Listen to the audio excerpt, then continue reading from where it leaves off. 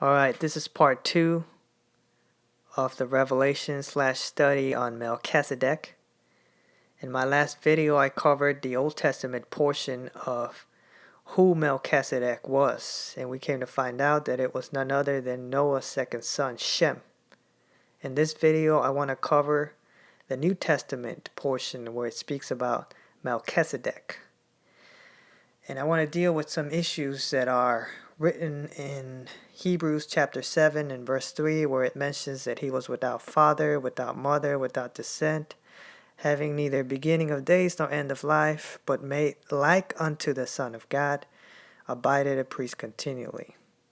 Alright, so that's why I'm bringing forth this video. I want to deal with that aspect of the issue concerning the true identity of Melchizedek.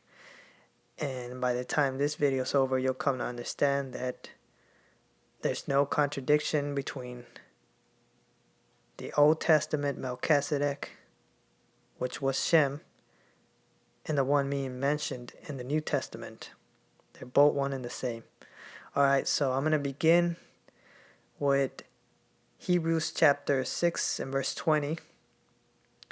It says, "Whether the forerunner is for us, entered, even Jesus made a high priest forever after the order of Melchizedek." Now, the order of Melchizedek was that back in Shem's day, the priesthood and kingship was assigned to the one ruling.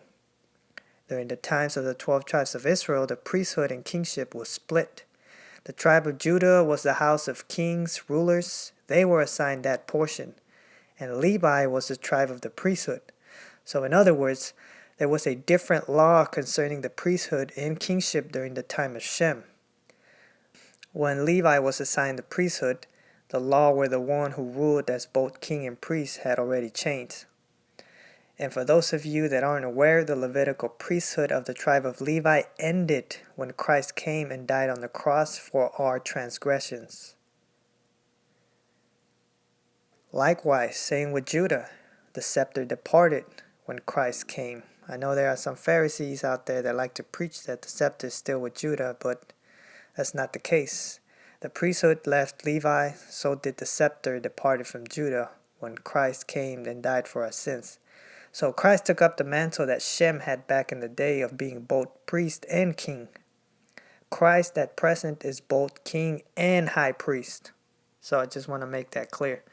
Alright, Hebrews chapter 7 and verse 1 says, "For this Melchizedek, king of Salem," which is short for Jerusalem, "priest of the Most High God, who met Abraham returning from the slaughter of the kings and blessed him." Now, the first thing you'll notice here is the name Melchizedek is spelled differently than in the Old Testament. That is because the New Testament, remember, the New Testament was written in the Greek.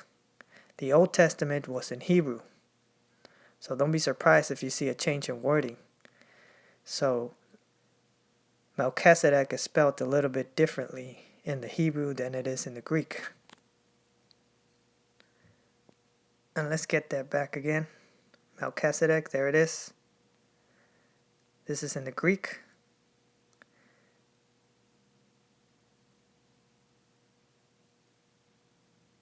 And it gives you the name in the Hebrew as well. Old Testament, king of Salem. Alright, we'll come back to this. Let's keep going. Alright, it says, verse 2 says, "Abraham gave a tenth part of all," first being by interpretation. They're interpreting the name of Shem when he went by the name Melchizedek. So Abraham gave Shem a tenth part of all. First being by interpretation. This was his nickname, his other title that Shem went by. He went by the name of King of Righteousness, Melchizedek, Adonisedek. They mean the same thing, interpreted King of Righteousness. And after that, he was also known as King of Salem. Again, Salem is the old name for Jerusalem. And Salem also has a different meaning, which interpreted in the Hebrew, it means peace.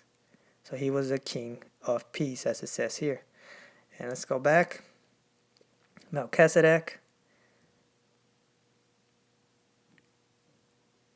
This is in the Greek.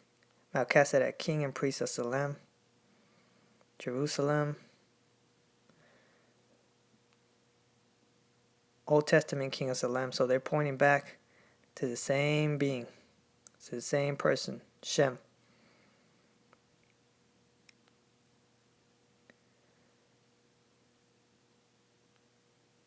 All right.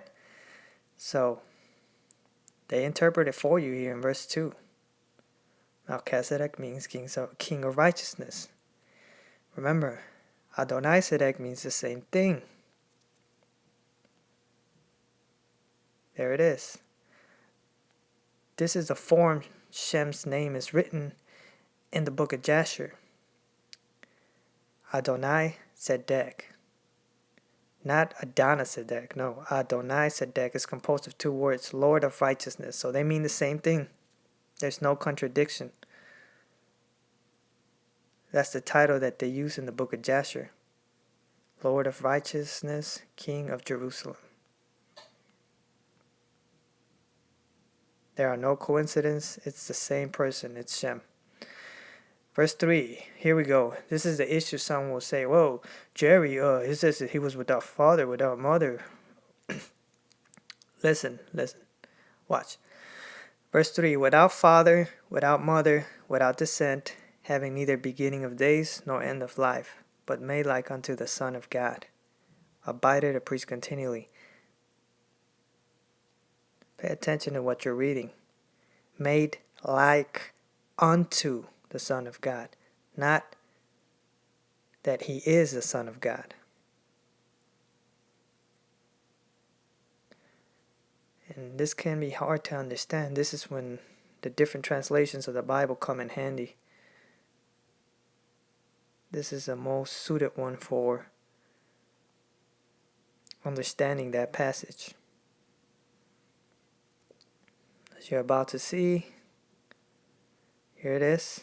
Let's go back to that third verse. This is the expanded Bible version edition of the scriptures. We're going to read that piece right there. It says, no one knows who Melchizedek's father or mother was. That's what they mean by without father or without mother. Where he came from, without genealogy. So it's not saying that he didn't have a father or mother. It's just people didn't know who he was. They didn't have records of Shem being Melchizedek. Because back in the days, remember, the priesthood and the kingship were one and the same. Whoever was king was priest. Whoever was priest was king. So they just handed it over like that to the one ruling. But when the 12 tribes of Israel came into being, the priesthood and the kingship were split and assigned to a different tribe. So it's saying that no one knew who Melchizedek's father or mother was. The Levitical priesthood kept records. Ever since Levi was assigned to the priesthood, you have to be from the tribe of Levi, your father, so that you can be traced down to being one of those from the tribe of the priesthood. So things were done differently back in Shem's time than from the times the 12 tribes of Israel were ruling. So no one knew who Shem's father or mother was, without father or without mother. Where he came from, without genealogy, when he was born, when he died, having neither beginning of days nor end of life. Something unstated was assumed not to exist. So there were no records, so they assumed that this individual did not exist. They weren't acquainted with who Melchizedek really was. It says Melchizedek is like the Son of God, not that he is the Son of God. Melchizedek is like the Son of God. He continues being a priest forever. Melchizedek's unmentioned genealogy in Genesis is by analogy like Yahushua's eternal sonship and priesthood. So there it is. See that?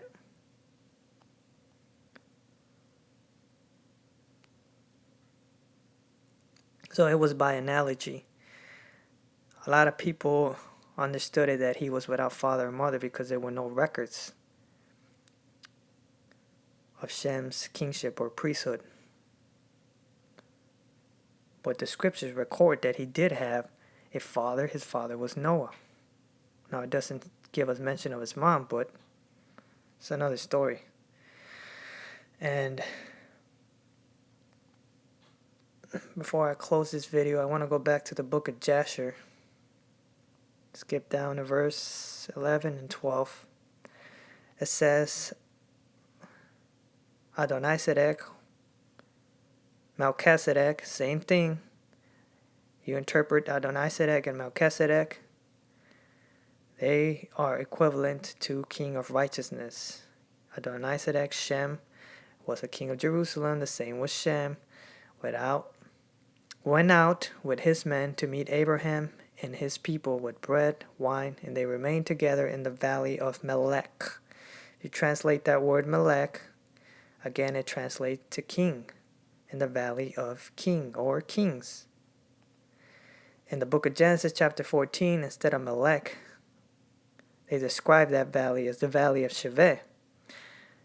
But it also says in that same chapter 14 of the book of Genesis that the valley of Sheveh is also known as the king's valley. So there's no contradictions. Shem was Melchizedek. He was Adonisedek. They translate to the same meaning. King of righteousness. They were both kings of Jerusalem. And they met at the valley of kings, which is what the word Melech means. Kings, king. So, I hope you understand this. This is not very well-known information. So, take it for what it's worth. And, when you read the scriptures, now you know who this Melchizedek was.